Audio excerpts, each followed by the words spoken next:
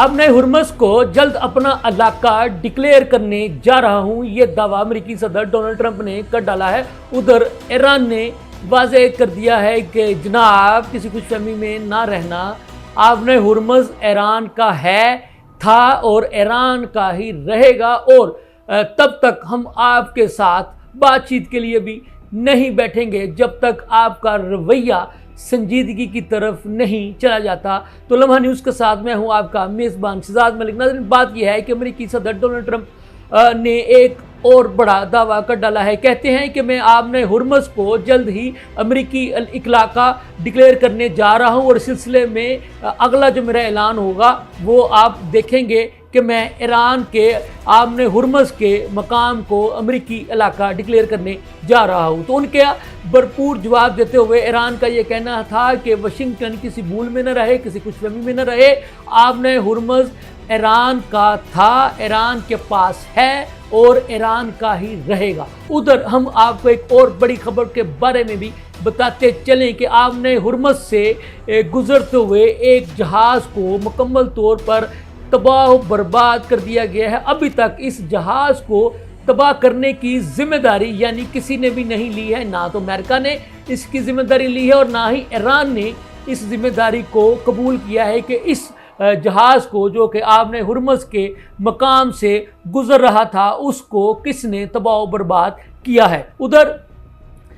عباس اراغچی جو کہ ایران کے وزیر خارجہ ہیں، انہوں نے ایک مرتبہ پھر واضح کر دیا ہے کہ ہمارا براہ راست تو ابھی تک امریکہ کے ساتھ بات چیت کرنے کا، مذاکرات کرنے کا کوئی پروگرام نہیں ہے۔ وہ کہتے ہیں کہ چونکہ امریکہ کا جو رویہ ہے وہ انتہائی غیر سنجیدہ رویہ ہے، اور امریکی صدر ڈونلڈ ٹرمپ جو ہیں ان کا پتہ ہی نہیں چلتا کہ ان کا اونٹ کب کس کروٹ بیٹھے گا کب نہیں۔ تو وہ یہ کہتے ہیں ہاں البتہ کہ جو پاکستان جو کہ ایران اور امریکہ کے درمیان سب سے بڑا ثالث ہے، اور دوسرا قطر، وہ کہتے ہیں کہ پاکستان اور قطر جو کہ ایران اور امریکہ کے درمیان دونوں ثالث کا رول پلے کر رہے ہیں، تو ان دونوں ممالک کے ذریعے امریکہ کے ساتھ سفارتکاری کے ذریعے ہمارے رابطے ضرور چل رہے ہیں۔ ادھر امریکہ کے ایک اخبار نے اس بات کا اعتراف کیا ہے کہ پاکستان کے وزیر اعظم جناب شہباز شریف صاحب اور پاکستان کے فیلڈ مارشل جناب عاصم منیر صاحب نے ایران امریکہ کشیدگی کو کم کرنے کے لیے جو کردار ادا کیا ہے اس کا اعتراف امریکی عوام اچھی طرح سے کر رہے ہیں، اور صرف امریکی عوام ہی نہیں، دنیا بھر کے ہر ملک نے اس بات کو اپریشیٹ کیا ہے کہ ایران امریکہ کی کشیدگی کو کم کرنے کے لیے جناب عاصم منیر صاحب اور جناب شہباز شریف صاحب کا جو رول تھا وہ انتہائی بہترین رول تھا۔ انہوں نے انتہائی بہترین سفارتکاری کے ذریعے سے اور ایک محتاط